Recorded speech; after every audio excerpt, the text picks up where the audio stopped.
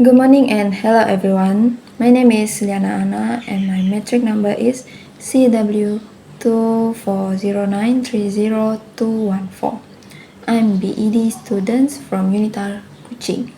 So, today I'll be sharing about my reflection on the topic differentiated instruction is not a set of strategies but a way of thinking about teaching and learning. This is a quote by Carol and Tom Linson. Okay, so in this presentation, I will explain about what this quote means and how it can relates to the four key components of differentiated instruction.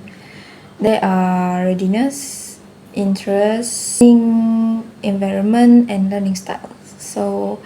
And I will explain on how I will apply it in Form 1 Bahasa Melayu classroom. And I'll also share my personal reflection as a future teacher. Tomlinson quote remembers that differentiation is not at all just about adopting a group of instructional strategies. It's actually a mindset at how we teach and how students learn. As a teachers, we know that students have their own differences. Some catch on the lesson quickly, some of them take time, some of them prefer to creative activities, and some of them prefer routine. Differentiation is about taking these differences into consideration and planning lessons that meet students at which they are, not at we wish they were. So when I originally learned about differentiation instruction, I quite honestly thought it was just placing students in groups or using different materials. But after reading Tomlinson, I realized that it is much more to about being intentional, responsive, and flexible in all we do as educators, as a teachers. Okay, so now I will explain about the four main components. They are readiness, interest, learning styles, and learning environment. And I will explain also on how these four components can be applied in Form 1 Bahasa Melayu classroom. So the first component is readiness. Readiness means understanding on how to prepare a student to learn new concept or skill. So in a class, Form 1 Bahasa Melayu students, the students are from different primary schools and thus their reading and writing skills are very diverse. So there are some who can write full essays while others do not even have the ability to build sentences effectively. To distinguish on readiness, I would start with a quick diagnostic activity. For example, before instructing narrative writing, I will ask my student to write short paragraph about memory. From there, I can see the ones which need extra helps as well as the ones which are ready for more advanced challenges. Those that need extra help can utilize sentence starters or word lists. Advanced students that can read a short paragraph, however, can include idioms and figurative speech. Educators or teachers who use readiness differentiation are advised by Hill and Dworet 2009 that such educators facilitate all the learners to progress from where they start, and this approach makes learning inclusive and fair. Alright, for the second component is interest.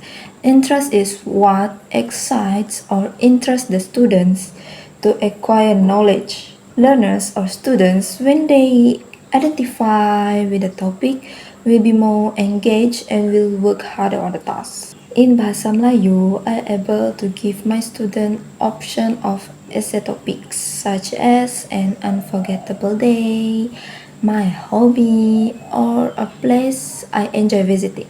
So students feel like they own their work. They are given more option of what they can write about. In Dobet and Hawkett 2017 explain the way in which when educators make students interest. Part of planning lessons, students become more involved, they can gain more knowledge and more understand about the topic. Instead of giving the same and identical topic for them, choice encourages students to think more creatively and confidently. Okay, for third component, there is learning styles. Learning styles are the ways through which students best learn.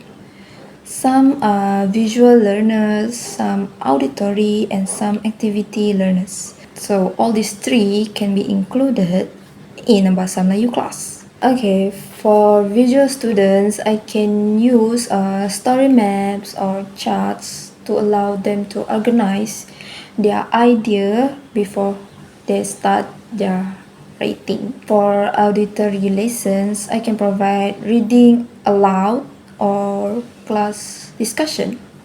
For kinesthetic learners or the students that love to learn with activity, I can provide sentence sequencing activities or role plays from tales, from story that they can produce. Hill and Dworet 2009 bring to light that when there are various ways used by teachers, the students can learn in a way that suitable their strength and that can make lessons more meaningful and inclusive.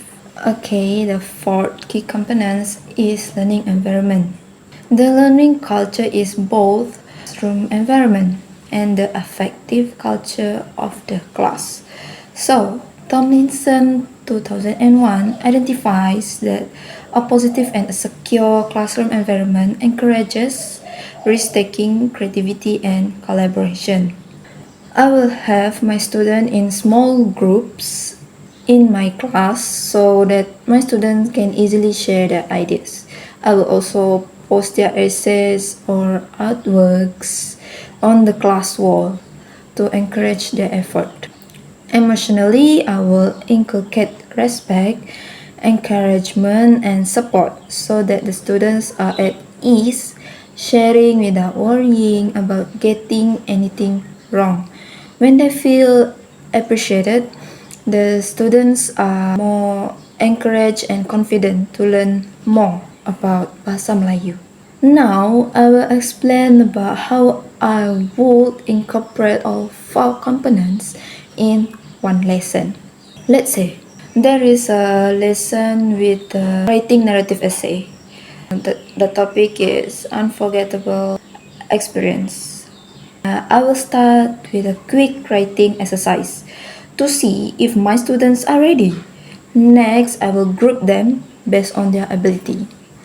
I'll have them choose their own essay topics. Maybe a school trip, a family birthday party, or a contest, and many more. For learning preference, I provide several alternatives. I will provide those who are visual, they can use a story map or charts. So for those who prefer to talk, they can discuss their ideas for their stories in pairs in front of class. So for those who love to learn with an activities, and they can act out short scenes before they start their writing. And lastly, make sure the classroom environment feels supportive and fun. I encourage students to share their writing and to give feedback to each other respectfully. As an inspiring Bahasa Melayu teacher, I've learned that differentiation begins with empathy. Because we recognize that every student have their own ability, talent, and unique. So, Tomlinson's words echo in my head that teaching isn't about completing the syllabus, but also about connecting students where they are. Differentiated instructors is urging me to be more flexible, attentive, and reflective.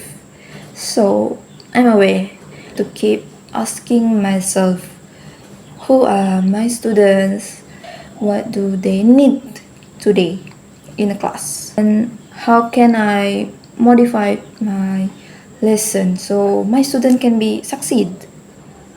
I can imagine a day when my Bahasa Melayu class is a room where all my students feel comfortable to speak regardless of their ability level, their background, and learning profile.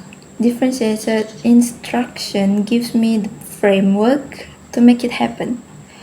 It's not a method to be a master in teach, but it's an approach to teaching in a classroom.